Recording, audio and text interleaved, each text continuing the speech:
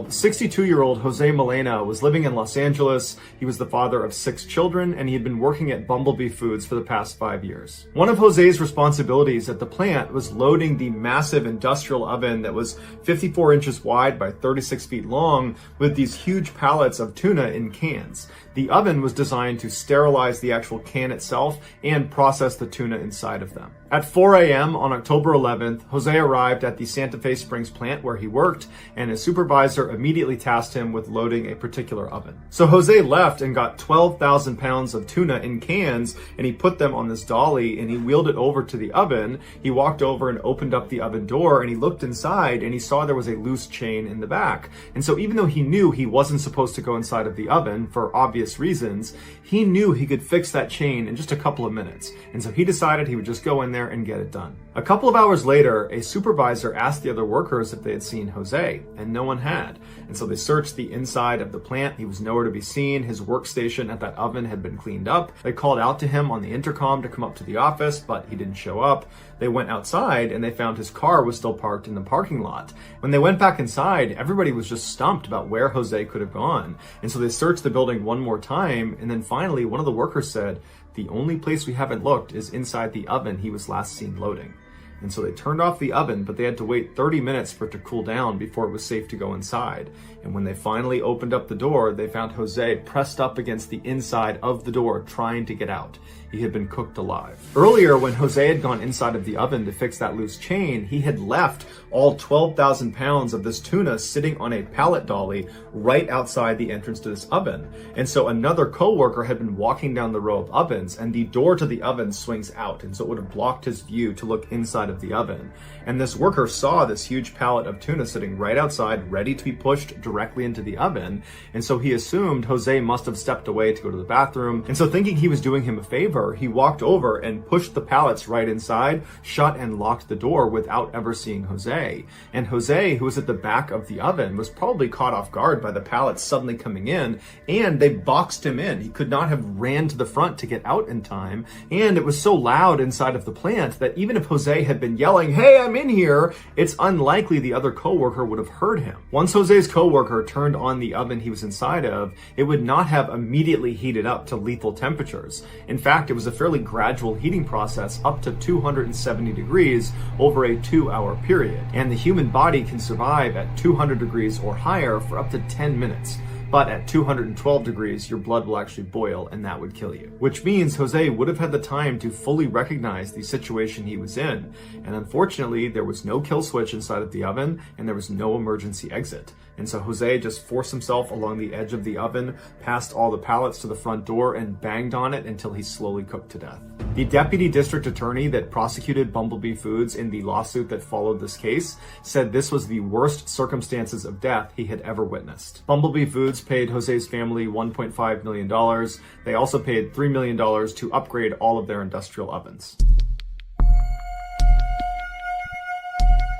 Jacob Cockle always loved the water. He grew up in a town called Penzance in the UK, and he spent virtually all of his time surfing at one of their beaches. By the time he was 10 years old, he started skipping school to go surfing and started getting in a lot of trouble for that. But despite his parents' and his teachers' frustrations with him, there was always one person that had his back and totally understood him, and that was his older sister, Grace. They were so close, they developed their own special language they talked to each other in, and Jacob used it so much that people actually thought he had a speech problem. But when Jacob was 17, his life was turned upside down when Grace was diagnosed with a brain tumor, and she died very quickly after that. This had a profound impact on Jacob. It was like his entire view of the world had totally changed overnight, and he began to believe that Grace's energy had been transferred to him, and that it was now his duty to live for the two of them. And so what this translated to is Jacob began taking lots and lots of risks because he felt like he didn't want to pass up opportunities. He wanted to live life to the fullest, even if it was a little bit reckless. In addition to loving the water, Jacob also loved photography. And so with this new risk-taking attitude, he began doing these water-based stunts and filming himself in the process. Things like surfing in storms, or leaping off of buildings into fairly shallow water, or diving to dangerous depths on a breath hold. And Jacob loved it. He loved taking these risks. He loved filming himself taking these risks. And so he decided this was going to be his career. He was going to be a world-famous photographer that specialized in dangerous photos and films. And so Jacob got this big piece of paper and he put it on his his bedroom wall, and with black marker, he wrote himself a reminder: I will become a world famous photographer, and I will let nothing stand in my way. Basically, he was prepared to go to any length to get the shots that he needed to get. And this intense attitude worked. By his early 20s, he had won major awards with National Geographic and the Sunday Times. He was also a regular contributor to surf magazines, where he almost always got the cover shot. Most of his award-winning pictures were taken of the sea in its most violent and turbulent forms. Like the shot of a fishing boat coming back into port in a large swell won a competition that put it all over the London Underground. Or this shot he took, which is off the coast of Sumatra out in the middle of the ocean,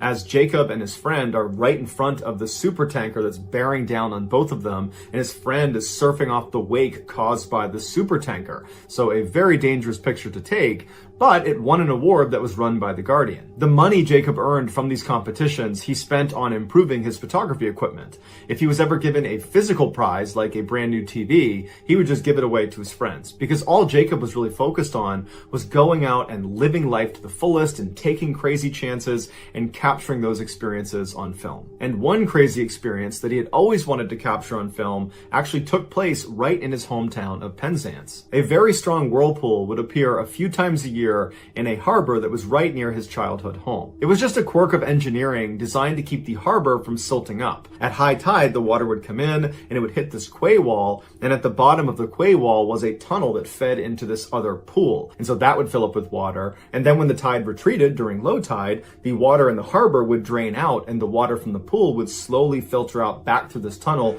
pushing the silt and sand out of the harbor. But sometimes when the water came into the harbor during high tide, it would come in so quickly it would build up against the quay wall and it wouldn't drain fast enough down through that tunnel into the pool. And so just like in your bathtub, if you pull the plug when it's full, you'll see a whirlpool form as the water is sucked down the drain. The same thing would happen at this quay wall as all this water is being forced down and sucked through this pipe. It would create this huge whirlpool that you could see on the surface from the quay wall. And even though this whirlpool only formed a couple of times a year, it was so dangerous. There were caution signs all around the edge of the harbor and on the quay wall telling people to stay out of the water. But in his mid-20s, Jacob ignored those signs and he started jumping into this whirlpool every time it formed. And he was able to kind of swirl around the outside, and he would film it inside and just on top, and he would upload his videos to YouTube, and they would get millions and millions of views. They were totally beautiful and terrifying at the same time. On May 28th, 2013, when Jacob was 28 years old, he noticed that the whirlpool was back in his hometown, and he wanted to go out and film inside of it again. And so he ran to his friend David's house and he asked him to, hey, come down to the harbor and film me inside of this whirlpool. And so by the time David got his stuff together and made it to the quay wall, he looked down and he saw Jacob was already in the whirlpool swirling around. David also noticed that Jacob was wearing a rubber horse head mask, and he told David the reason he was doing it is because it would be more eye-catching on YouTube. So David leaned over the wall and began filming Jacob as he swirled around this whirlpool in his horse mask making neighing sounds, and at some point Jacob stopped and he swam away from the whirlpool, but you could see the pull of the whirlpool was very strong, because even with flippers on, Jacob really struggled to swim away from this whirlpool. But he was in good spirits about it, and he was laughing with David and saying how when he first jumped in, he was actually pretty scared of this whirlpool. It's definitely the strongest one he had been in over at this quay wall. And David would say, yeah, I can tell from up here, that one's really strong. For the next 10 or 15 minutes, David and Jacob kind of joked back and forth about the strength of the whirlpool, and Jacob would put his mask back down and swirl around inside of the whirlpool, then get out again. And then towards the end of the video, Jacob yells up to David that he only has one more thing in mind that he wants to do with the whirlpool. He wants to dive down below and film it from underneath. And so he asks David to hand down his camera. David hands it down, and you see Jacob adjusting his camera, and then he dives below the surface to begin filming this whirlpool. And so David's up on the top watching Jacob, and he's very familiar with Jacob. He knows he does things like this. He knows he has a great breath hold. But after a couple of minutes, when he doesn't reemerge, David gets scared and starts yelling for him. And when he still doesn't come up, David turns and runs to the other side of the quay wall and looks over that railing towards the pool side, and he can see the water is still rushing into the pool, and there's no sign of Jacob. And so he ran back and forth a couple of times and he didn't see Jacob until finally he went back to the poolside and he saw Jacob down below. He was lying face down in the water. So David ran down and waded out to him, but it was already too late. Jacob had drowned. The reason Jacob was able to swirl around at the top of this whirlpool and not get pulled under is because he had a wetsuit on, and wetsuits are buoyant. But as you go underneath the water, the deeper you go, the water pressure pushes against your wetsuit and it reduces the overall buoyancy of your wetsuit. And so when Jacob dove down into this whirlpool, the pressure pushed against the suit, he lost his buoyancy, and then he got caught up in the current of this very strong whirlpool, and he was pulled slowly down to the bottom. And so he probably fought as much as he could to try to get out of there, but he couldn't, and eventually was forced into that tunnel underneath the quay wall, and he was under there until he drowned, and then he was eventually spit out the other side. In July of 1988, 18-year-old Adriana and her husband, Jay Dickinson, were living in Anchorage, Alaska, just 1 month after getting married in Nevada. Jay, who had lived in Alaska for several years before Adriana joined him, had taken up an interest in something called placer mining, which is basically mining riverbeds for minerals like gold. And as soon as Adriana moved in, she picked up the hobby as well. The area they mined for gold was south of Anchorage in Cook Inlet. Jay owned a gold claim there. Over the years, Jay had found it to be very cumbersome just getting to Cook Inlet. Even though it was just south of Anchorage, the roads forced him to drive all the way around the inlet before being allowed in. However, he had discovered a shortcut. During low tide in the inlet, one of the two northern waterways that fed into the inlet, called the Turnagain Arm, would be completely dried up and it would turn into this huge open mudflat. And so Jay could leave Anchorage, go south, leave the highway at the Turnagain Arm, and drive directly over and across the mudflats and reach his gold claim in half the time. On the evening of July 14th, the young couple decided that the next day they wanted to go gold mining. And so Jay checked the tides of the inlet to see what the status would be for the next day, and he was pleasantly surprised to see that very early the next morning there would be a low tide. Perfect for them. And so the next day, the couple got up at sunrise, they hopped in their Jeep, and they started heading south. They left Anchorage, they hopped on the highway, and they went south all the way to the access point to Turnagain Arm, and they looked out in front of them, and sure enough, it's completely low tide and it's ready for them to drive over. As they turned off the highway and drove down the small access road that brought them to the actual mudflats, they passed by a series of signs telling them not to go on the mudflats. But Jay had done this dozens of times without any incident, and Diana, she'd done it only a couple of times, but both times it had been no big deal, so neither of them paid any attention to the cautionary signs. Soon they were rolling across the mudflats on their way to Jay's gold claim, but on their way, their Jeep suddenly got stuck in the mud. And Diana, she hopped out, she went to the back of the Jeep and began pressing as Jay pushed down on the accelerator. The Jeep eventually lurched forward and was free of the mud, but Diana was actually now stuck in the mud because as she pushed, she drove both of her legs down deep into this mud. She tried to pull herself out, she couldn't do it, and so Jay hopped out of the Jeep, walked around the mud, and got to his wife and began pulling on her. He couldn't get her out, but he told her he had a good idea. He went back to his Jeep and he got his dredge that he was going to use to try to look for gold, and he pushed it down into the mud and began sucking up the mud around one of her legs. And he figured if he just created enough of an air pocket by sucking out enough mud, she could pull that leg out, and then he could do the same thing with the other leg. And although it was a slow process, it was working, and slowly but surely they managed to get one of her legs out of the mud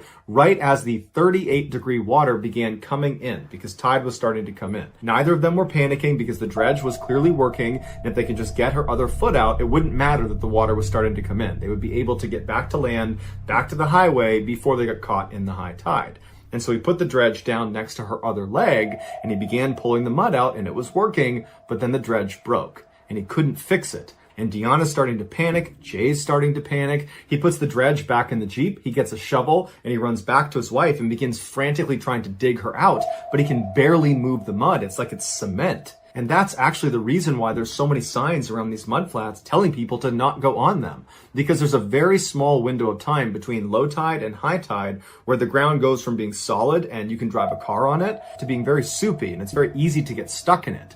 But before the tide completely comes back in again, it re-hardens. And so if you're stuck in the mud and you don't get out again before it hardens again, you will remain stuck in the mud and 30 feet of water will come in on top of you. And so Diana's trying to pull her leg out and she's panicking, and Jay is doing everything he can to try to get down there and get her foot out, but the ground's hardened at this point. Her leg is completely trapped inside of the mud and the water is starting to come in faster and faster and faster. Jay told her he had to run back to the highway to try to get some help. He couldn't take his Jeep. There was too much water that had come in. It's now up to their knees. And so their Jeep's worthless. And so Jay is running away from Adriana, who's screaming for help. She's trying to get her leg out. There's nothing he can do. And so he's running through the water. He gets up to the highway and he manages to flag down some motorists, and he pleads with them to please come out into the water and help me get my wife out. She's stuck in the mud. And they look out and she's flailing around and screaming, and the water is now up to her waist. And so two of these motorists actually run down into the water with Jay and risk their own lives to try to get Adriana out.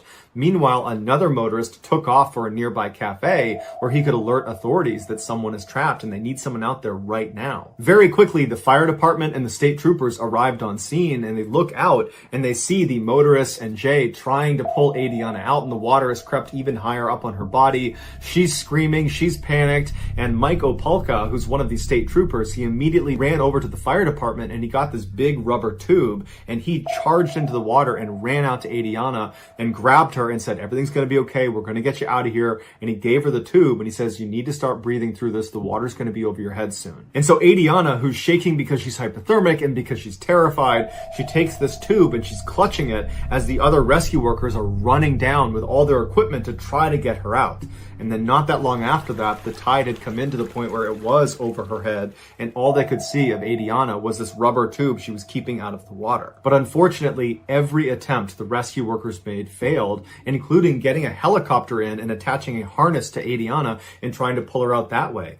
Nothing worked. The first responders and the motorists and everyone stayed with Diana, holding on to her and trying to pull her out. But at some point, the water was too cold and it was getting too deep, and they could not stay out there with her long enough. Michael Polka, the state trooper, was the last one out there with her, and he was struggling to keep his head over the water as he's still trying to pull her up. And at some point, he noticed the tube she had been breathing in popped up on the surface with both ends exposed, so it had come out of her mouth.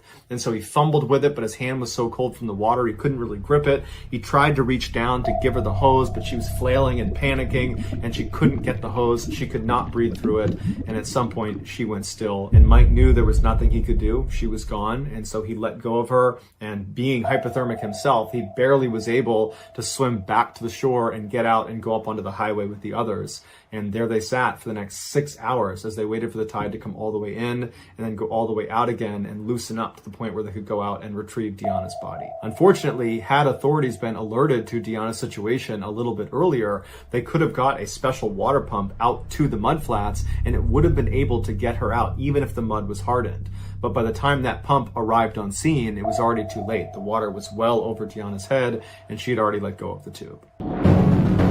2017, Daniel Beckwith was a 27-year-old genius hacker and prolific Bitcoin day trader. He was living in his modest childhood home in Bethesda, Maryland, with a multi-million-dollar fortune to his name. And he was hiding something major in his basement that, when it was discovered by authorities, he would be convicted of one of the rarest criminal charges in the American legal justice system. But to understand this story, we have to go back to the beginning. Daniel was born in 1991 to his eccentric and brilliant parents, Linda and David. He would be their only child. David was a PhD and an accomplished opera singer that had trained under a famous French composer, and he had also performed at the White House. Linda was a Columbia Law School trained lawyer who at one time had been a government attorney, but she gave it up because she described it as a scummy profession, and she became a vocalist like her husband. When Daniel was just a toddler, he learned how to read, so it was clear he had unusually high intellect, which Linda guarded fiercely. She decided that public schools were not capable of teaching her son, and so she decided she would homeschool him. By the time Daniel was just 5 years old, he was consuming entire novels, and shortly after that, he was able to break down and reprogram his PlayStation. But despite his incredible intelligence, Daniel had a really lonely childhood. He was rarely allowed to go outside and play with other kids, and on the rare chance that he was, his parents always hovered around him the entire time. And few playmates, or adults for that matter, ever came inside of Daniel's house because Daniel's parents were big-time hoarders. You couldn't take 2 steps into that house before knocking into a big stack of papers or books or old food containers. In 2000, when Daniel was 9 years old, his father was diagnosed with Parkinson's disease, which left Linda, his mother, to take care of both of them. And in that time, Linda became obsessed with protecting their property. And so anytime anyone walked in front of their house, just near their property, she would run outside and yell at them until they ran away. But despite their eccentricities, it was clear to anybody that knew the Beckwith family that Linda and David just adored Daniel. They just could not give him any space. One neighbor recalled seeing the three Beckwiths out trick-or-treating one year, all wearing the same matching hamster outfits. And this was well into Daniel's teenage years. Daniel loved his parents, but it was in those later teenage years that he started to realize just how smothering they really were, and so he began looking for other places to connect with new people. And he found a new community on an online forum called 4chan. There, Daniel got to reinvent himself. He adopted this kind of tough guy, genius persona where he bragged about finishing most of high school by the time he was 15, and that nowadays he just blows stuff up in his backyard to test his chemistry know-how. But over the years of posting on this channel, Daniel would occasionally let his guard down, and he would talk about something that was really close to him, that pervaded his thoughts at all times, and would ultimately be his downfall, and that was his extreme fear of death. Daniel's isolation looked like it might come to an end in 2010 when he enrolled at the University of Illinois to study computer science and electrical engineering. His parents dropped him off at the Amtrak train station with all of his stuff for college. They said their goodbyes. Daniel hopped on the train and he waved to them as they disappeared, and he likened that experience to being set free. It was the first time he was going to be without his parents for any amount of time. But unfortunately, after only being at school for a couple of months, he had to go right back home again because his mother was diagnosed with cancer, and she had hid it from Daniel. In fact, she had hid it from everyone and not even seen a doctor. And so when Daniel got home, she was in really bad shape, and she passed away 2 weeks later. Including Daniel, only 3 people showed up for her funeral. And so Daniel, with his mismatched clothes and his pants that were too short, he gave his mother's eulogy, and in it, he just looked dazed, and he actually said, "I feel lost." And then shortly after Daniel went back to school, his father began declining rapidly from Parkinson's disease, and so Daniel had to put him into assisted living. And so living by himself at his apartment in college, Daniel was overcome with grief, and now more than ever, he was just terrified of death because now he had seen it up close with his mother, and he was watching his father wither away. And so he went back on 4chan, and he began talking about taking a more defensive position against his own death. What that translated to is Daniel began researching what the most common killers were for people his age, and he discovered that car accidents were a big killer. And so he reinforced all the doors of his car with Kevlar plates,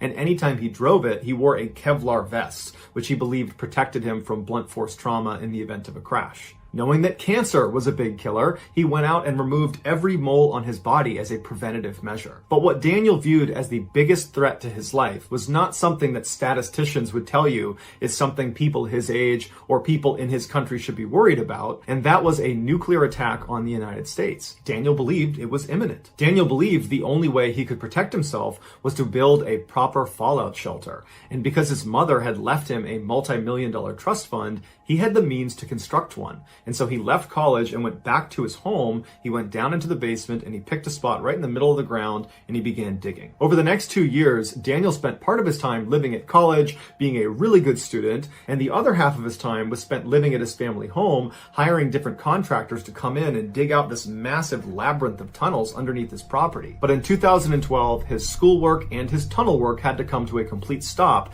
because he got in trouble with the law. Professors at Daniel's school began reporting that somebody was sneaking into their office, hacking into their computer, and then sending these really inappropriate and embarrassing emails to everybody in their contact list, which was primarily former and current students and faculty. And then whoever it was that was hacking their computer was then supergluing their door shut. After several months of investigating, the police finally got a suspect when students on campus said, yeah, Daniel Beckwith is actually a prolific hacker, and he just spoke at a hacker conference, so he seems like someone who would be capable of doing this. And so a detective went to Daniel's apartment to pay him a casual visit, but Daniel wasn't there or didn't come to the door, and the detective looked down and saw a package that was sitting there that was addressed to S. Loomis Detweiler. The detective believed this could be an alias for Daniel Beckwith, and so he went back and they ran that name, and sure enough, it was connected to an online persona that had recently been bragging about breaking into their professors' offices and hacking into their emails. So the police used this information to attain a search warrant.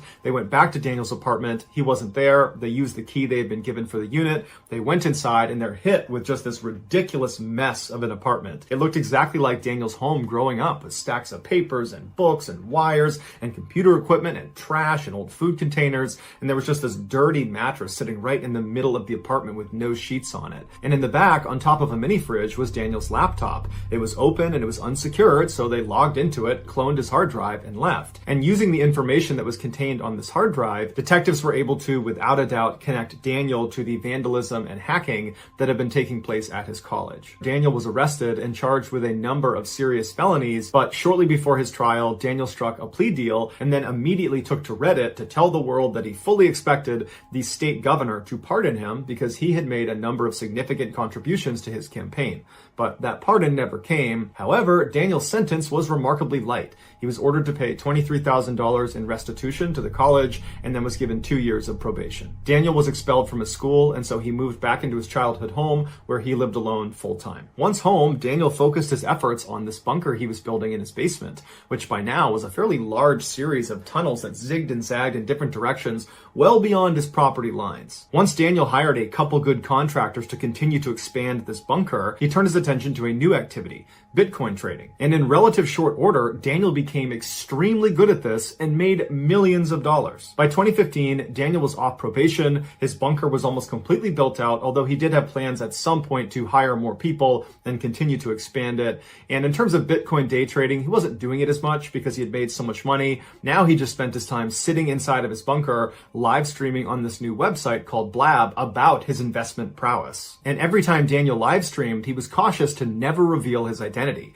And so he used the username 3-Alarm Lamp Scooter, and he wore a large fire protection hood over his face, and he used a voice changer. Within his small but avid following on Blab, there was one 19-year-old named Askia Kafra who completely idolized Daniel, even though he only knew him as 3-Alarm. Askia was from a middle-class home, and he was the son of immigrants from Trinidad. He also lived only 15 minutes away from Daniel, but he didn't know that because Daniel never gave up where he lived because he was so obsessed with protecting himself against a potential nuclear attack. He just told people he lived in some underground bunker in the middle of Virginia somewhere. Askia longed to be successful and rich, which is part of the reason he idolized Daniel so much. When he was 18 years old, he received a $100,000 settlement for a lead poisoning case, and he for a second got to live the life of someone rich and famous, and he blew it immediately on expensive dinners and rented Mercedes and BMW cars. And once the money was all gone, he was certain he could get it all back. And his big plan is he was going to build an app called Equity Shark, which is basically crowdfunding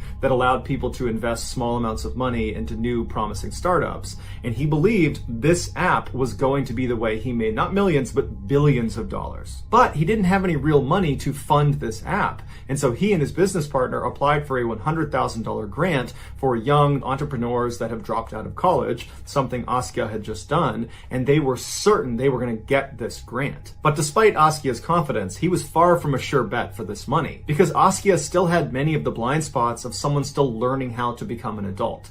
And one of his biggest blind spots was how quick he was to trust people. And so it was shortly after Askia and his business partner had applied for this $100,000 grant that Askia came across Daniel on Blab, and he was so taken with him, and he's got all this money, and he's so successful. And that's when Daniel told his followers that he was open to new investments. And so Askia, who wanted to get closer to Daniel and figured he could use some additional money because even when they got this $100,000 grant, they would need more money to build the business, he decided he would ask Daniel if he and his business partner could pitch him on Equity Shark. And Daniel agreed. And so in June of 2016, Askia and his business partner went to this hookah bar that was about 20 minutes away from Askia's home. And there they sat, waiting for 3-Alarm Lamp Scooter to walk through the door. And they didn't know what he was going to look like because whenever they saw him on his live streams, he had that big fire protection hood on. But as soon as Daniel walked through the door, they immediately knew it was him because he had this comically bulky shirt on where it was obvious he had a bulletproof vest on.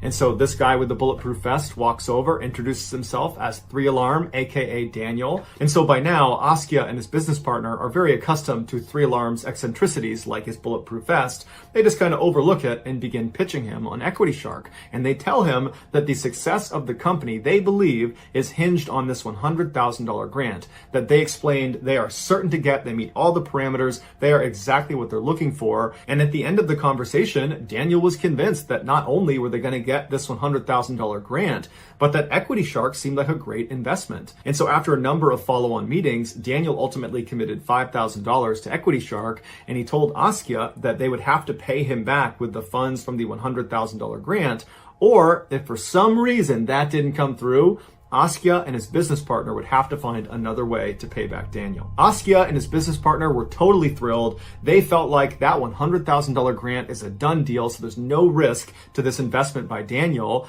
And shortly after they secured the $5,000, the manager of the $100,000 grant program called Askia and said, hey, you guys have made it to the second round of applicants. We need you to fly out to San Francisco and pitch your company to us. And so they're totally excited. They tell Daniel that everything's progressing exactly as they planned, and they fly out to the West Coast, but they book their flight to LAX, not to the airport in San Francisco. So they land 400 miles south of where they needed to be. And so they're cussing themselves for being so stupid about this, and they realize they can't even rent a car. They're not old enough to rent a car. But they were old enough to rent a U-Haul. So they rent this huge U-Haul and they start bombing up the coast towards San Francisco to make this meeting in time, but they plugged the wrong address into their GPS and did not go to the right building. They went in the opposite direction. And so by the time they finally got all the way back to the meeting place in San Francisco, it was too late, and the manager that was waiting for them was clearly upset about it and said, just go home, we'll be in touch by phone. Back home, Askia was totally embarrassed when he told Daniel about their botched trip,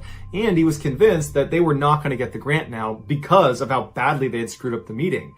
And so Askia began asking Daniel if he would give them more money, because maybe if they use that additional money to bolster the app and make it more appealing, they will have a better chance at getting that $100,000 grant. Daniel eventually said he would commit more money, but Askia picked up that he was really hesitant and just seemed not to be very interested in Equity Shark anymore. And so Askia, hoping to stay in Daniel's good graces and wanting to make sure he was confident in this investment, he said, hey, let me do something for you. I heard on one of the channels online that you're looking to expand some of the tunnels inside of your bunker. Let me do that for you. Daniel, who was looking to expand his bunker, was eager to hire Askia, but he told him that if you're going to work for me, there's going to be heavy restrictions on how this goes, because it's a very secret location. I don't want this to leak out, where my bunker is, because as you know, there's going to be a nuclear attack on the United States any day, and my bunker is one of the only places that's going to be safe. Askia said that was totally fine. He would do whatever Daniel needed. So on January 28th, 2017, just after 2 a.m.,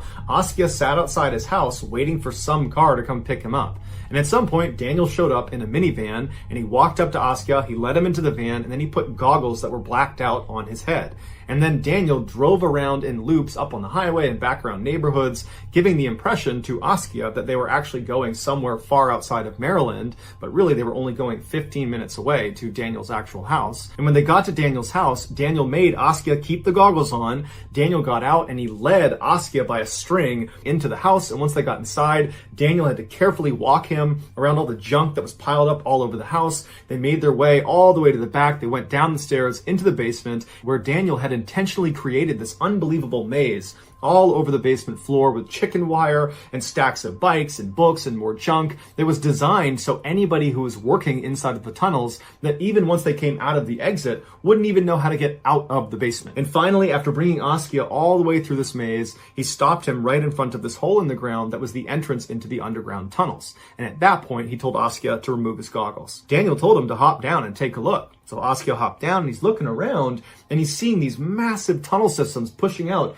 in all directions, and all of it is extremely well lit. And he couldn't believe what he was looking at. And he's looking at Daniel like, how far does this go? And Daniel said, it's huge. It was at this point that Daniel handed down to Askia a pickaxe, a shovel, and a hard hat. And he explained to him that anytime you're in the tunnels, I'm going to have to cover over this hole, because I can't even have you in the basement. It's too much of a security threat for me. And in fact, I'd prefer it if you worked multiple days in a row, because anytime you leave, we're going to have to do the whole blindfold thing. And so you should anticipate living in the tunnels for days at a stretch. But don't worry, there's there's a mattress down there, there's Wi-Fi, everything's well lit up, and there's a 5-gallon bucket if you need to go to the bathroom. And so Askia, who trusted Daniel, didn't love this setup, but in a weird way, he was just kind of excited to be a part of this guy's life, this guy who he believed was just this really amazing person. And so over the following winter and spring, Askia would make the blindfold commute all the way to Daniel's house 15 minutes away, and then he would spend multiple days down in the tunnel chiseling away into these different tunnels that Daniel wanted expanded. But as well as it was going working for Daniel, Askia was dealt some bad news at the end of the spring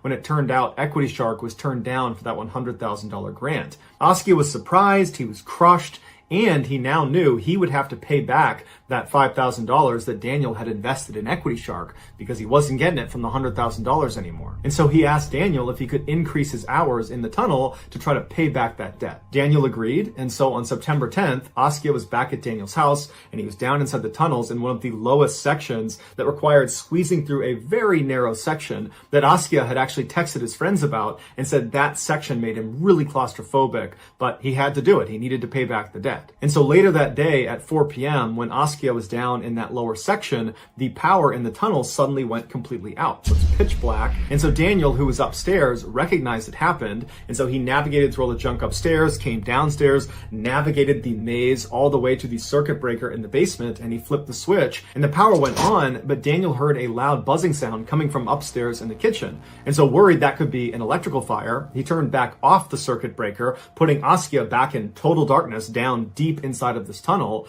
And Daniel went back through this really epic maze in the basement, went up the stairs into the kitchen to investigate the buzzing sound, and as soon as he left the basement, he could smell smoke. And he turned around and looked down into the basement, and he could clearly see smoke was filling the basement. And so Daniel ran downstairs and he yelled out for Askia, and somewhere way down in the tunnels, he heard Askia yell out, "Hey dude, what's going on?" And Daniel's like, "Come on, you gotta get out of there." But he was totally overcome with smoke, and Daniel had to run back upstairs, ran outside, he caught his breath, and then he charged back into the house, down into the basement. But as soon as he got to the bottom of the stairs, he didn't see Askia, but he saw flames leaping out of the entrance into the tunnels. And he knew Askia was down there, and he's screaming for Askia to get out, but he didn't hear from him. And at some point, Daniel just had to turn around and leave because he was totally overcome with the heat and the smoke. A neighbor saw Daniel come running out. They saw the smoke coming out of his house, and so they called 911. And so while Daniel paced outside screaming for Askia is down in total darkness. There's smoke filling up the tunnels, and he began making his way across that very tight section. But once he got out of there, he had no idea where to go because this tunnel system was huge and all the power was out, so it's pitch black, and there's smoke inside of the tunnel. And so he desperately starts crawling all over the tunnel. He's hitting dead ends, and finally, miraculously, he makes it to the exit of the tunnels. Everything around him is on fire. He leaps out, but now he's in a basement that's covered in smoke, and every time he had been led to that point in the basement, he had been blindfolded. He didn't know how to navigate the maze, and so he's looking out and it's all smoky, and all he can see is there's one window on the far side that he might be able to get to. And so he starts leaping over the chicken wire and the bikes, and he sneaks past a furnace, and it's just flames and smoke all around him, and he gets to this little shimmer of light, which is the window, except he realizes there have been metal bars placed in front of it. There's no way to get through it. But in his desperation, he grabbed a rolly chair and he put it in front. He climbed on top and he managed to break the glass, but then he couldn't get through the bars. And eventually, after a number of agonizing minutes, he fell backwards and was consumed by the flames. After the fire was finally put out and Askia's body was finally found inside of the basement underneath that window, investigators didn't understand how Askia couldn't have gotten out of the basement, and Daniel tried to lie about it and say, oh, well, he might have been asleep, that's his bachelor pad down there. But eventually, as investigators were looking for the cause of the fire, they uncovered the entrance to this massive tunnel system. And that's when they realized Daniel had put Askia effectively into a death trap. When the fire started, Askia was at the bottom of this tunnel system, and so he had to navigate all the way back up to the top, killing all this precious time as the fire grows, and then he finally got into the basement, and there's flames everywhere, but he has no idea how to navigate the maze Daniel had made down there. And so he managed to get to the window because it was the only thing he could see, but of course Daniel had put bars in front of it, and so Askia had nowhere else to go, and he just died. The investigators would point out that where he died, he was only 2 steps away from almost certain safety. He He just didn't know it. After an 8-month investigation, prosecutors charged Daniel with involuntary manslaughter as well as one of the rarest charges in the American justice system. It's called second-degree depraved heart murder, where Daniel's disregard for human life was so extreme it amounted to willful killing. And so he was sentenced to 9 years in prison. In 2019, 14-year-old Harley Dilley was on his way to school. It was the last day before vacation, and he was furious with his parents. The night before, he had gotten into a huge fight with them, and as punishment, they had confiscated his phone. That afternoon, Harley did not come home. So his parents called the school to say, hey, have you seen our son? And they said, well, we know he was here today, but we don't know where he went after that. So the parents called some of Harley's friends, and none of his friends had seen him after school. His parents were worried, but they had seen this kind of behavior before. When Harley got really mad, he had a history of running away from the house and staying out overnight. He usually crashed with some friend and they would cover for him, or sometimes he would even sleep in abandoned buildings. And so that day, the police were not called. The next day, when Harley still didn't show up, the parents started to get a little bit more worried, and because their son didn't even have his phone, they had no way of getting in touch with him. And so they finally said, we gotta go to the police. And so the police launched a formal search for him, and right away, there was no leads. Nobody knew where he was. Weeks went by, and the family was putting up posters all over town, telling their son that you're not in trouble, please come home, and everybody in the community is out there looking for Harley, but there was just no sign of him. Finally, almost a month after he had gone missing, the police received a tip. The house across the street from Harley's house was a vacant home because the owners were actually renovating the property, so they weren't living there. But they had cameras set up on the outside, and one of their cameras, when they reviewed it, picked up Harley walking towards their property on the day he went missing. And so the police show up at this property, the owners show up, they give them the key, the police go inside, they're yelling for Harley, they check all the doors and all the windows and everything is locked, there's no sign of a break-in. They go upstairs and in one of the bedrooms they see there's a jacket lying on the ground, and it would turn out to be Harley's. It was the same one he had on when he went missing. And next to the jacket on the ground is this weird metal plate. And so after seeing this, the police believe Harley must be up on the second floor somewhere. He must have been hiding out in this vacant house the whole time. They don't know how he got in, but clearly this is his stuff.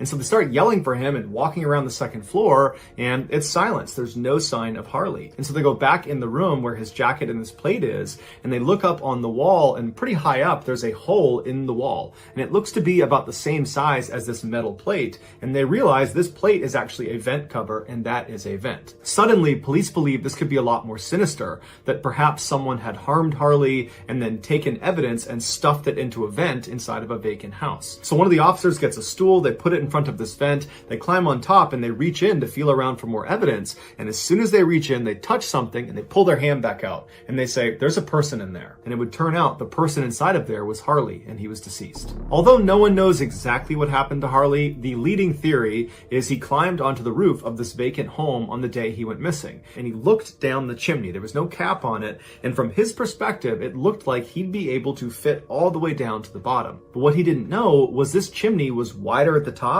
and then as it went down, it got narrower and narrower and narrower. And in fact, the most narrow section towards the lower half, he never could have got through. This was an impossible thing he was trying to do. But regardless, he went in feet first and he began making his way down. And then about the halfway point, he started to get stuck.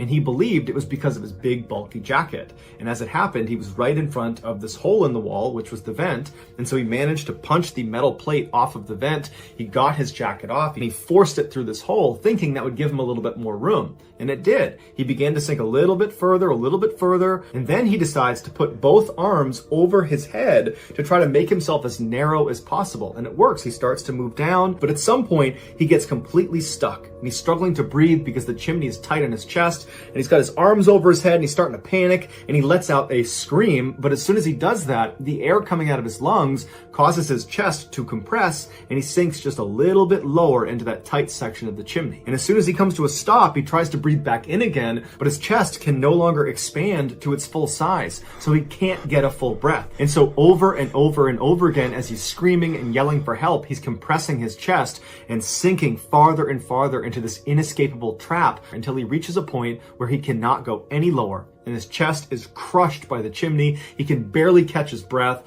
His arms are stuck over his head and his feet are dangling off the ground. And that is how he would stay until he suffocated to death. In 2002, Sean Doyle was a 25-year-old bartender who worked at a restaurant in Lower Manhattan in New York City. His regulars described him as a little guy who was very cordial and very friendly. He lived not that far away from the restaurant in an apartment building with his sister Shannon and his dog Emmett. And just down the hall from him was his good friend, 47-year-old Michael Wright. Sean and Michael made an odd pair, not only because of their age difference, but because Michael was actually a huge guy, so the size differential was massive. But they were best buds and they hung out all the time. On December 13th of that year, Sean had just worked a double. He got back to the apartment building and he was ready to cut loose for the weekend. And as soon as he got onto his floor, he looked down the hall and he saw Michael and his girlfriend getting ready to go out for the night. And they flagged him down and said, "Hey, you should join us." And Sean said, "Perfect. This is exactly what I wanted." And so he ran in his apartment, he dropped his stuff, he changed, came back out, and they headed to the bars. That night, the trio had a great time bar hopping all over Lower Manhattan. And then sometime in the early morning hours of December 14th, they decided that they'd had enough to drink and it was time to go home. Now, where they were was only a couple blocks away from their apartment building, so they decided they would just walk. And so they get out on the street and they start walking home, and at some point, Michael gets the impression that Sean is hitting on his girlfriend. It's unclear what gave him this impression, but apparently he really believed it, because as soon as he saw it, he launched an attack on Sean and started just beating him up in the middle of the street. Witnesses who lived in the apartments that were overlooking the street would later say they heard a scuffle outside and they looked out the window and they saw a big guy wailing on a little guy. Then, with the whole neighborhood watching, the big guy, Michael, picked up the little guy, Sean, and shoved him. And Sean flew backwards and he ran into this plastic chimney that was over this manhole. It was there to let steam escape and also to make sure nobody went in the manhole. But when Sean rammed into it, it toppled over, exposing the manhole, and Sean fell 18 feet to the bottom of it. As soon as he landed, witnesses would say they heard a blood-curdling scream. It would turn out the hole he had fallen into was filled with boiling water and scalding steam because of a nearby steam main leak. When police and paramedics arrived, they heard Sean screaming from the hole, and so they ran over and they get to the edge of the hole and they try to look down to get a look at Sean, but they're hit with the steam and it's so hot, so they had to back up. And finally the steam clears and they get a look at Sean, and he's just standing in the middle of this hole up to his waist in water. He's obviously in excruciating pain, and he's just reaching up for them, his back is arched, and he's pleading with them to get him out of this hole. They turned off the steam main and they tried to lower something down to him to try to pull him out, but his body was starting to shut down and he couldn't grab on. So they considered sending a person down to try to put a harness on him and try to get him out that way, but even with the steam main off, it was over 300 degrees inside of this hole, so no one could go down there. And so knowing they could not help him, police, paramedics, and other onlookers just had to walk around the outside of this hole with their hands on their heads, listening to Sean's desperate pleas for help. And finally, after 10 minutes of agony, it went quiet. It would take 4 more hours for that hole to cool off enough that they could send someone down to retrieve his body. Judy Melinek, the famous New York medical examiner who did Sean's autopsy, wrote in her book, Working Stiff, that Sean's death was the worst one she'd ever seen in her entire career. His fight with Michael and his fall into the hole did not contribute to his death. His actual cause of death was being steamed alive.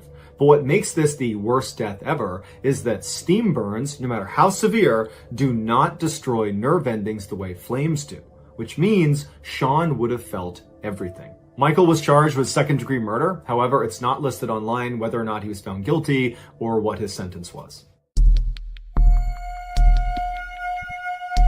In 2003, 27-year-old Kurt Smith was employed as an engineer for the German shipping company called Hapag-Lloyd. Over the past year, he had completed 2 separate 4-month-long deployments with this company, and he enjoyed the work enough that he asked for a contract extension. It was granted, and on July 11th of that year, he boarded the CM London Express to begin his 3rd deployment. 3 months into it, one of the ship's pistons broke. The piston is the part of the engine that goes up and down inside the hollow cylinder of the engine block. They would need to turn off the engine in order to make this repair, and so they made an unplanned stop in Savannah, Georgia. Once they got there, Kurt, along with 7 people under his command, headed down to the engine room to begin the process. Over the next several hours, the men were able to extract the broken piston and put in the new one. But this was back-breaking work. It was so hot in the engine room. What they're moving around is so heavy and cumbersome, and they're all bickering with each other. And at some point, Kurt called out the foreman for being lazy, and the foreman did not like that, and he was very popular amongst this group.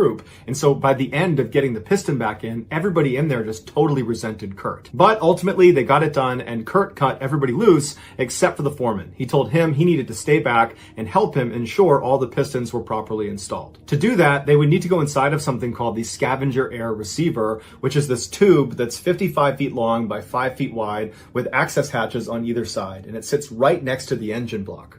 Each hatch on either end had 3 latches on the outside that were called dogs. And so Kurt undid the 3 dogs on his hatch and he opened it up. He crawled inside of the tube with his flashlight and he began crawling. And on his left side were these square cutouts, these windows called scavenger ports that looked into each of the engine cylinders. And so Kurt crawled along counting the different cylinders until he got to the 6th one, which is where they had replaced that piston. Meanwhile, the foreman went around to the aft hatch. He undid the 3 dogs. He opened up the hatch. And then using a remote controlled device, he was able to bring the pistons into position safely so Kurt could inspect them through the scavenger port. The procedure on the ship was if you were inspecting one cylinder, the expectation is you would inspect all of them. And that entire process took about an hour, and Kurt just didn't feel like doing it. He was tired, he had a bad day, he was hungry. And so after he was certain the new piston was working just fine, he kind of rushed his checks on the other cylinders, and after only about 20 minutes, he told the foreman that, yep, we're good, we can leave. So he and the foreman got out, they dogged their hatches, and they headed up to their rooms to change. Their captain had been told they had to leave port no later than 9:30 that night because a huge tanker was coming in and there'd be no space for them. But at 8 p.m., as everyone is running around prepping the ship, somebody noticed Kurt was not at his workstation. The chief engineer called down to the engine room to ask anyone down there if they had seen Kurt, but nobody had. So a sailor was sent down to Kurt's cabin to see if he was in there, but he wasn't. At this point, because they only had about an hour until they were departing, they had to find Kurt. So they sounded the alarm on their ship, which was a little bit premature, but they figured, let's get everybody involved and just find Kurt. And so everybody stopped what they were doing and began searching the ship. During the search, a sailor was down near the scavenger air recovery space, and he noticed on the forward hatch there was a little piece of rag poking out of the top right corner of the forward hatch, and the lower 2 dogs were not set. He knew they were having issues getting a good seal on this particular hatch because there was a divot in one of the O-rings. And so he figured someone must have put a rag right over that divot to try to help seal this hatch, and they just forgot to shut the 2 lower dogs. Now, it did cross this sailor's mind that Kurt could have gotten inside of the scavenger air recovery space and then somehow got locked inside. And so he did want to investigate. However, there was a very strict policy about who was allowed to actually open up the scavenger air recovery hatches. And it wasn't the sailor. It was only the foreman, the chief engineer, and Kurt. And so this sailor decided to play it safe and just close the lower 2 dogs and then told his superior that there was this weird rag poking out of the forward hatch and that someone should go down there and open it up and see if Kurt's inside. And so his superior went and told the chief engineer. And so as the chief engineer is making his way down to check on this strange rag situation,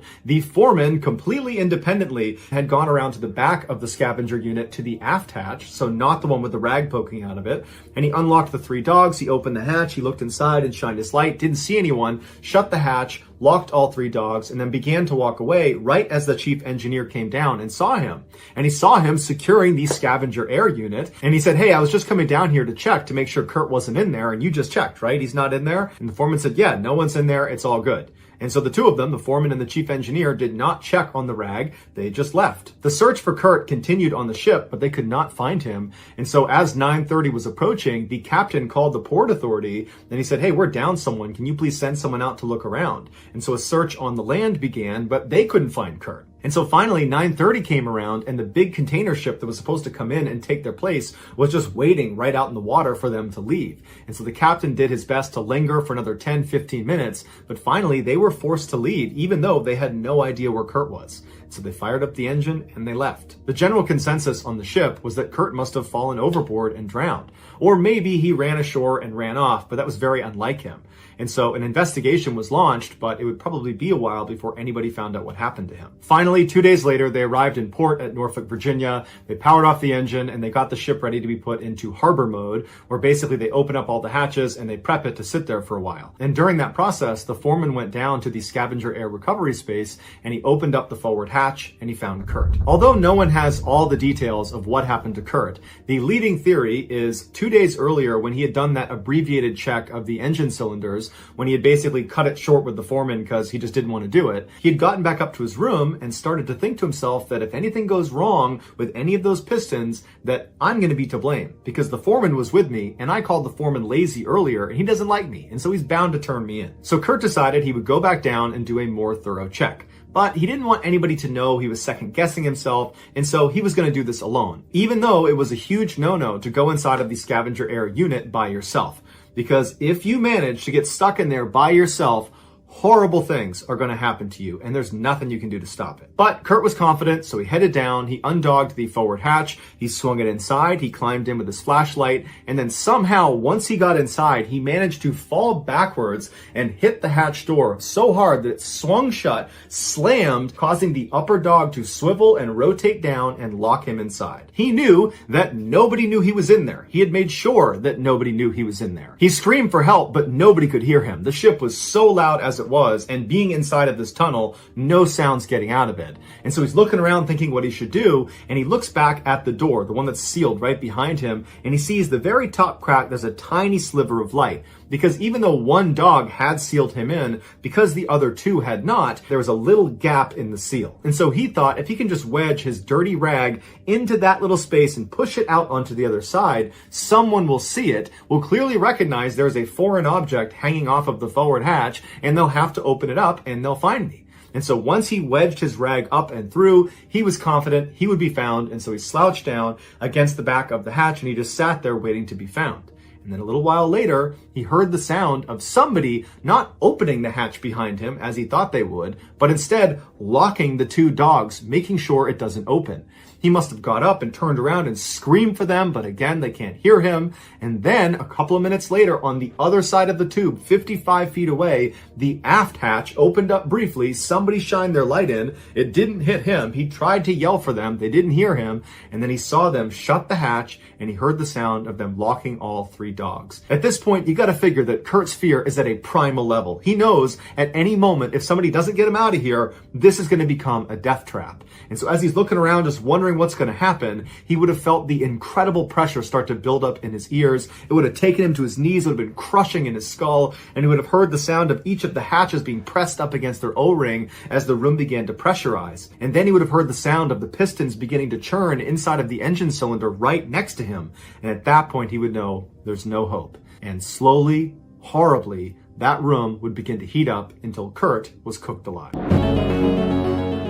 On August 25th, 2010, a small twin-engine propeller plane sat on the tarmac at Kinshasa International Airport in the Congo. As the plane was being refueled, the co-pilots, 62-year-old Danny Philomot from Belgium and 39-year-old Chris Wilson from England, walked up the stairs and into the cockpit. As the pilots got settled in and began their internal systems checks, the flight attendant walked up the stairs. She said hello to the pilots, and then she began preparing the cabin for the passengers. The main cabin began boarding at 11 a.m., and by 11:30 a.m., all 18 passengers that were expected to board had taken their seats. So the flight attendant closed the doors, went into the cockpit, and told the pilots they were ready for takeoff. This was going to be a 1-hour-long routine domestic flight to Bandundu, which is a province that was just outside the border of Kinshasa to the east. This particular crew had made this flight dozens of times in the past without any issues. As the little plane made its way over to the runway, the flight attendant demonstrated what to do in case of various in-flight emergencies, and then by noon, the plane was airborne. 1 hour later, residents of a town located just southwest of Bandundu remembered looking up into the sky and seeing the small prop plane falling through the clouds in a near vertical nosedive. Seconds later, the plane crashed into the ground right in the middle of the neighborhood. Luckily, the crash did not kill anybody on the ground, but unfortunately, the pilots, the flight attendant, and 17 of the 18 passengers died on impact. And the one passenger that survived was very badly hurt and was left in a coma. An investigation was launched into what happened, and very quickly it was theorized that they must have run out of gas, because when they hit the ground, there was no explosion, there was no fire, but upon closer inspection, it would turn out the plane had plenty of fuel. The black box, which is a device that records the audio inside the cockpit, was recovered, but unfortunately it was inoperable, so it didn't give them any other clues as to what happened. Investigators were stumped. Did they strike a bird in the air? Did the engines suddenly fail? Was it operator error? They didn't know. A few days after the crash, the one surviving passenger miraculously came out of their coma and remembered in vivid detail what happened up in the skies right before they crashed. They said as the plane was making their final descent into Bandundu, the flight attendant was walking down the aisle reminding everyone to put away their big devices and put their seat in the upright position, and as she got about halfway down the aisle, she looked towards the back of the plane and she suddenly gasped and covered her mouth, turned around and walked very quickly back towards the front of the plane into the cockpit where she disappeared. The passengers that had seen her do this were immediately concerned that something was wrong with the plane, and so they stood up and looked towards the rear of the plane where she had been looking, and right away they knew what it was she was concerned about.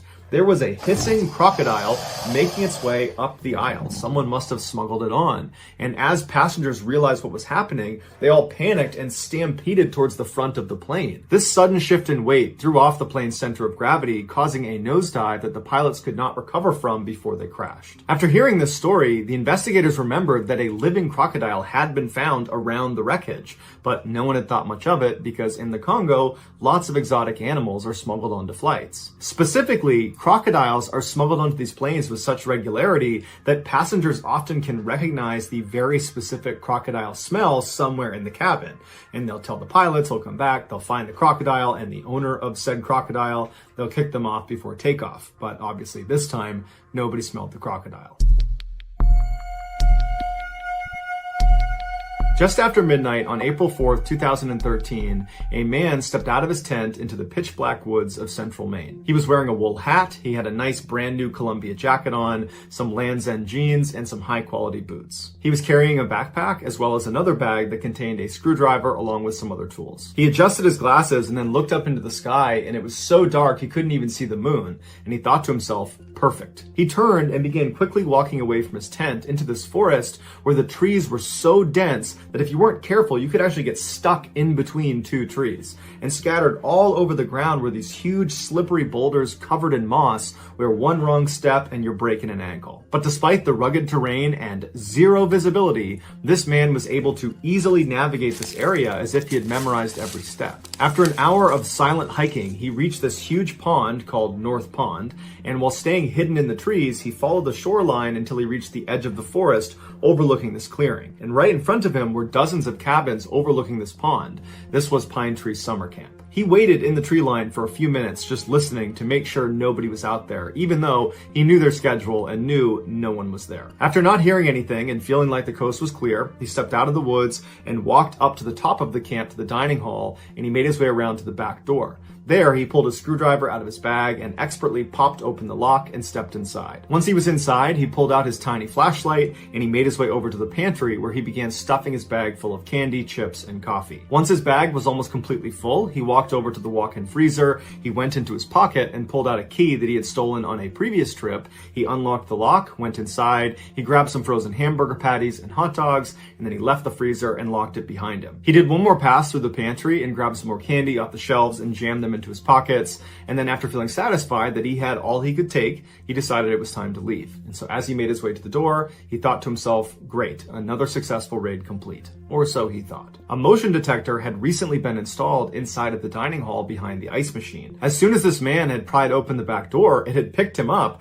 and remained silent, but sent an alarm to the nearby home of Sergeant Terry Hughes, who was a game warden that was investigating recent thefts in the area. Terry sped to the camp in under 4 minutes, and he parked his truck a ways away from the dining hall because he was worried he would scare off the perpetrator. So he parked his car and ran on foot, staying in the tree line until he got right behind the dining hall. He ran up to the back door and looked in the window, and he saw this tall, skinny man walking out of the walk-in freezer. And this guy did not look towards Terry. Instead, he turned and walked farther away from him over towards the pantry. This guy pulls a flashlight out, he shines it at one of the shelves, and he takes some things off the shelf and puts them in his pockets. And then after standing there for a minute, the man turns off his flashlight, faces Terry, and begins walking towards the back door. At this point, Terry backs off the window and goes behind a tree that's overlooking the back door. He gets his flashlight in one hand and he unholsters his pistol and he waits. Terry watched as this man barely opened the back door. He slinked out the crack and then he began walking into the woods. And at that point, Terry leapt out, shined the light in his face, drew his pistol and told him to get on the ground. The man didn't resist. He immediately got on the ground,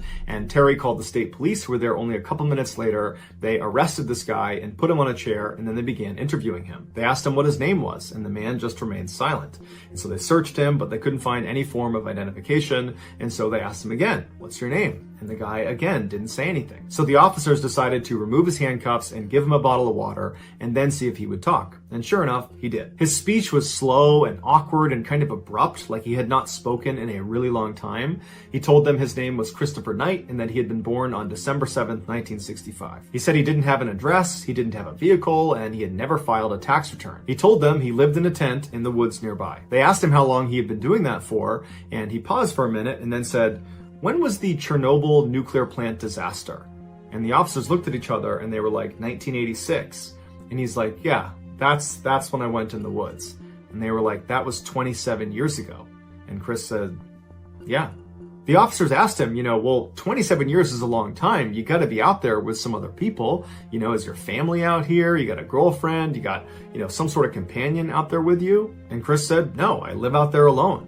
And in fact, the last time I had a conversation with another person besides now was in 1990 when I happened to walk past another hiker and we both just said hi to each other. Besides that, for 27 years, it's just been me. And it would turn out Chris wasn't kidding, and he went to great lengths to ensure he stayed completely cut off from the rest of society. Despite winter temperatures dropping to negative 20 degrees, he refused to light a fire in fear of giving away his camp. And so instead, when it got that cold, he would just stay up all night pacing around his camp, trying to stay warm that way. He never even talked to himself or sang out loud because he was so worried someone might hear him, and he never left his campsite unless it was basically pitch black on an overcast night because he was afraid of being seen. When the officers asked him if he had access to the internet at least, he said, I haven't seen the internet. Chris wound up confessing to over 1,000 burglaries over the 27 years he had been out in the woods. He said he was ashamed of it, but originally when he had moved out into the woods, he had tried to hunt for his own food and forage for his own food, but he was terrible at it, so he had to resort to theft. He said he only robbed cabins and homes when he was certain no one was there, which meant sometimes going a long period of time between meals. And the food he did find made for a terrible diet. He mostly ate junk food and candy because it was stuff that was easy to find and kept fairly well. When asked why he had moved into the woods in the first place, he didn't really have an answer. Although in a later interview, he would say that growing up, human interaction had always been very difficult for him, and when he was in the woods, he just felt kind of content and at peace. When Chris's story broke, the residents around North Pond were shocked. For decades, they had swapped stories about someone or something haunting the area. Propane tanks, food, batteries, clothes, books would all go missing. They were starting to get scared, especially when it was overcast at night, because they knew that was when this person would come out. But despite staying up at night with their weapons out ready to confront whoever it was doing this, they never found him. And the police were repeatedly called to come in and try to solve this mystery, but they couldn't figure it out either. As the incidents mounted, the Phantom was given a name, the North Pond Hermit. When Chris was finally arrested and some of his life story was leaked to the media, residents of North Pond were torn on how to feel about him. Some people thought he was purely a criminal, that he was a thief, and that not only had he stolen their physical property, he had also stolen their peace of mind and their sanity. Others idolized him like he was some cult hero. He was a man that rejected what society says makes us happy: careers, relationships, material comforts. Yet he was happy. But regardless of how residents felt about his lifestyle, the one thing they could all agree on was how incredible it was that he survived for as long as he did.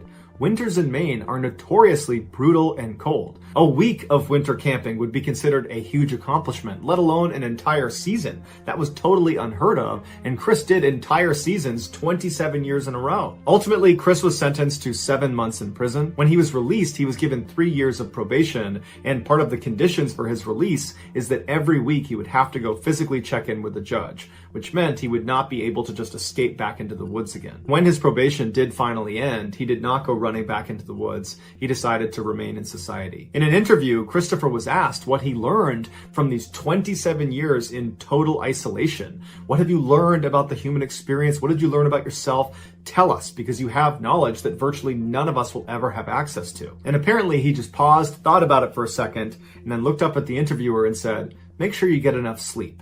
and then he got up and walked away. While we don't know exactly what Chris is up to these days, people that know him say he lives by himself in a small apartment, he has a regular job, and he values his privacy over everything else. One of the least known, most hazardous jobs on the planet is saturation diving. These highly specialized divers do construction and demolition at depths up to 2,000 feet below the surface. Now, unless you're familiar with diving, that depth may not stand out to you, but it should. Deep sea divers breathe compressed air, which is usually a mixture of oxygen, helium, and nitrogen. During the dive, the oxygen is breathed in and completely used up and does not linger inside of their body.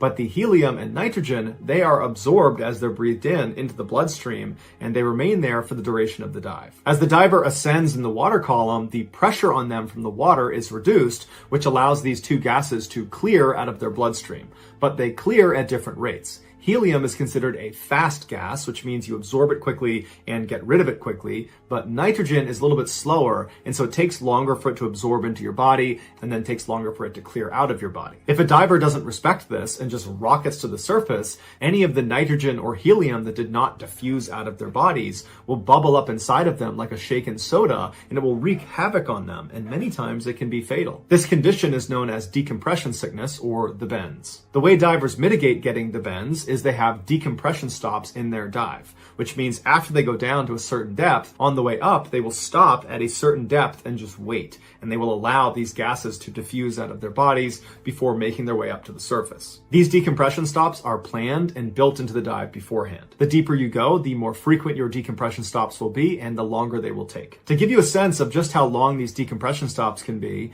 if you dive down to just 250 feet, it might only take you about 15 or 20 minutes to get down there, but the return trip will take almost 4 hours due to the number of decompression stops. If you're going down to 2,000 feet, it will take you over 33 hours to ascend. Naturally, this ridiculous time constraint poses a huge problem for any industry that relies on deep sea work, like oil and gas, because they simply don't have enough divers to compensate for how long these decompression stops take. They tried sending remote-controlled vehicles down to these depths to work on these offshore wells and rigs and pipelines, but they lack the touch and maneuverability to do the job. And so, in the 1960s, a crazy solution was implemented to get more people down to these depths for longer periods of time. And it was then that the commercial saturation diver was born. Instead of divers spending hours and hours making all those stops on the way to the surface, they constructed these underwater chambers that the divers would go into after their shift was done. They would sleep inside of these claustrophobia-inducing metal chambers, and then the next day they would put their dive gear back on, hop outside of the chamber, and then just start working again. Nowadays, these chambers are either left down at depth where the diver is located, and they can just go in and out, and that's the whole process, or there's a dive bell that sits down near the work site, and the diver, when they're done, goes back into the dive bell. It kind of looks like an escape pod, and it's raised by a crane all the way up to the surface, where it's placed on top of a ship or a rig. And inside of this dive bell, the pressure is artificially made to match the depth they've been working at. And then when they're placed up on the surface on the ship or the rig, the bell is connected to a bigger chamber that's also set to the same pressure they're at down at depth. And they can go inside this chamber, they can sleep, they can eat, go to the bathroom, and then the next day the process is reversed where they go back into the dive bell, it lowers them down to depth, they hop out, and they continue their work. The point of this system is to keep divers fully saturated with their inert gases like nitrogen and helium so that they only have to do one major decompression at the very end of their shift, which is oftentimes multiple weeks long. Now, while the saturation diving system has worked extremely well, it's still extremely hazardous, which is part of the reason why it pays really, really well. Some divers have died because they panicked and got hurt. And if you think about what their job really entails, they are going down thousands of feet all on their own into total pitch black nothingness. They have one crummy light that can barely see about 10 feet in front of them. They're operating heavy, dangerous equipment. There are large animals swimming around them that they can't see. Oftentimes they're perched on a pipeline, clinging to it, that if they were to fall off of it and detach from the dive bell, they would sink into an abyss and no one could get them again. And so it's an easy place to get hurt. Other divers have died because they were given the wrong mixture of gas. And so at depth, they began having seizures, and there's nothing anyone can do to help them. But the most well-known and brutal saturation diving accident involved something called explosive decompression. On November 5th, 1983, 4 saturation divers were working off of the Byford Dolphin oil rig in the North Sea. Just after 4 a.m., 2 of the men, Edwin Coward and Roy Lucas, were in their bunks lounging inside of that chamber that sat up on the rig. The other 2 men, Bjorn Bergensen and Troels Hellevik, had just finished their shift down below. They had gone into the dive bell and were being raised by crane to go up to the chamber on the rig. Once the dive bell was up on the rig, 2 dive tenders named William Crammond and Martin Saunders began clamping the bell onto the side of the chamber. Without getting too into the weeds about how it actually works, getting divers to go from one highly pressurized area, the dive bell, into another highly pressurized area, the chamber, and vice versa, basically, it just boils down to opening doors at very specific times, and doing it wrong will result in catastrophe. The process was going just fine. Hellevik and Bergensen had exited the dive bell, they'd gotten into the chamber, and they were literally in the process of shutting their internal door when outside, dive tender Crammond made a huge mistake. Before Hellevik had sealed his door, Crammond, for whatever reason, undid the latch that connected the dive bell to the chamber. And what this did is it created a vacuum that instantaneously depressurized the chamber where the 4 men were from 9 atmospheres down to 1, and it created so much pressure coming out of the chamber that it fired the dive bell straight out like a bullet, killing Crammond and severely injuring Saunders on the outside. Inside the chamber, all 4 men literally had the air ripped out of their chests. Hellevik, who was closest to the door, was literally sucked through the narrow crack because the door had not sealed. He was sucked through and rocketed out the other side. Basically, all 4 men exploded, but fortunately, they died instantly. If you enjoyed today's video and you haven't done this already, please tell the like button you're going to take them on a vacation to Universal Studios, but instead just take them to the dentist for a root canal.